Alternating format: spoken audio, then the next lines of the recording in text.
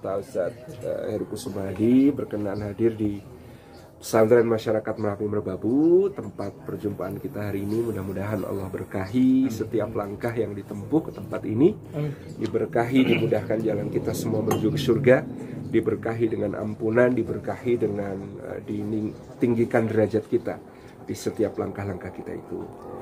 Jazakumullah khairan. Pagi yang indah karena dimulai dengan nasihat yang paling mengena, nasihat tentang kematian, ya. Dan tadi seperti yang kita sampaikan, kematian itu hal yang paling egaliter, semua orang ngalami. Kullu nafsin dha'iqatul maut, semua yang bernafas itu pasti akan berjiwa, pasti akan merasakan kematian.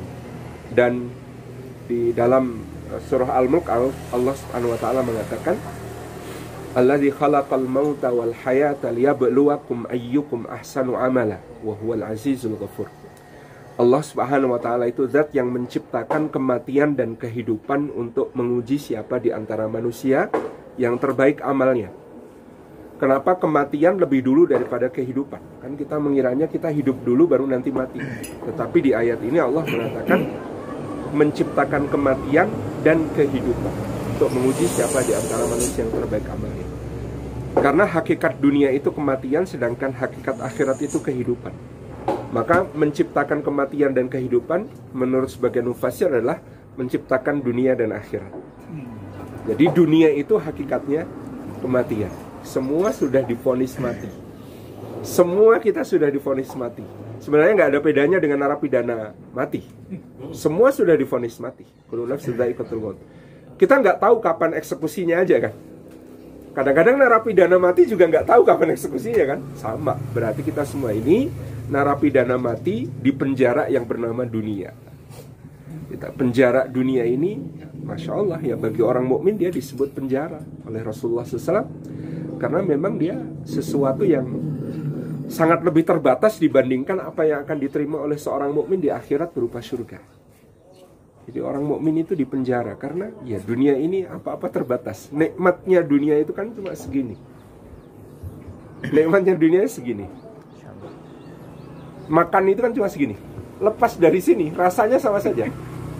Rasa nikmat makan cuma segini. Nikmat yang satunya juga cuma segitu. Lebih dari itu nggak enak.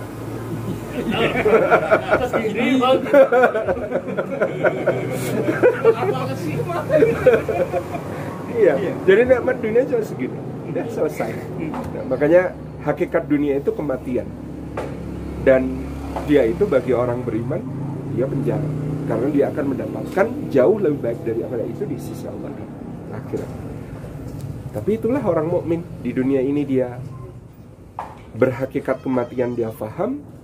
Dia sedang berniaga dengan perniagaan paling menguntungkan.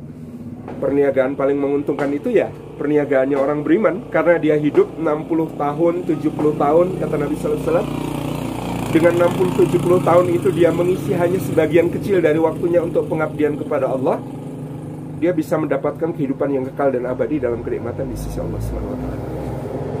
Jadi kita di dalam kehidupan yang sangat sementara ini kita nikmati, tetapi kita tidak melupakan sebuah perniagaan di sisi Allah yang sangat luar biasa. Makanya dulu Imam Sufyan Ats-Tsauri punya kata-kata yang kalau direnungkan mendalam menarik.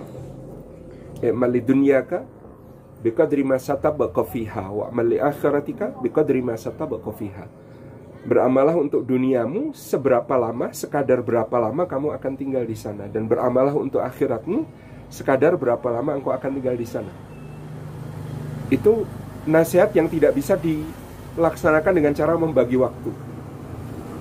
Karena coba kalau kita membayangkan, ini amal untuk dunia yang selama 60-70 tahun dibandingkan amal untuk akhirat yang kekal abadi selama-lamanya. Dari 24 jam berapa yang akan kita gunakan untuk dunia dan akhirat kalau begitu? Membaginya nggak bisa. Karena yang satu unlimited, yang satunya cuma 60-70 tahun. Maka nasihatnya Imam Sufyan Ats-Tsauri ini tidak bisa dilakukan dengan cara membagi, tetapi dengan meniatkan seluruh dunia kita ini untuk akhirat. Seluruh hidup kita untuk akhirat. Tidak ada yang sempat untuk kita niatkan untuk dunia, karena perbandingannya tidak match tadi, perbandingannya tidak masuk. Maka segala sesuatu yang di dunia, karena kita di penjara, karena kita berhakikat kematian, pasti dijamin. Orang itu kalau di penjara dijamin sama yang memenjarakan. Maka wa ma min dabbatin fil ardi illa Allahi rizquha, tidak ada yang melata di atas bumi melainkan Allah yang menjamin rizkinya. Semua yang di dunia ini sudah dijamin Allah. Maka orang mukmin itu yang memindahkan kekhawatirannya. Kalau orang yang tidak beriman, dia mengkhawatirkan dunia. Kalau orang yang beriman, dia memindahkan kekhawatirannya dari mengkhawatirkan yang sudah dijamin menjadi mengkhawatirkan yang belum dijamin. Yang sudah dijamin adalah rizki, yang belum dijamin adalah am hasibtum an tadkhulul jannah. Apakah kamu mengira bahwa kamu pasti akan masuk surga? Nah, itu belum dijamin karena Allah masih mempertanyakan kepada kita. Maka itulah yang kemudian menjadi perhatian kita semua dalam kehidupan dunia. Benar, kesimpulannya sangat pendek, seperti yang dikatakan Bang Akmal, orang cerdas karena ya sebenarnya dia sekarang ini dalam kematian. Kehidupan yang hakiki adalah yang sesudah mati.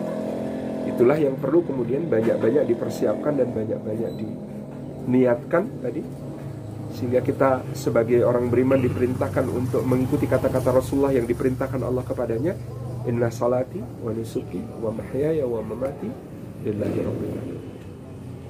Jadi Masya Allah ya, dunia ini hakikatnya kematian. Kalau kemana-mana mengkampanyekan kematian sudah benar, karena dunia ini hakikatnya kematian. Dunia ini hakikatnya kematian. Yang hakikatnya kehidupan adalah akhirat nanti. Demikian. Ini para ustadz kita ini lebih layak dimintai nasihat ya. Boleh nanti boleh. Tambahin dikit.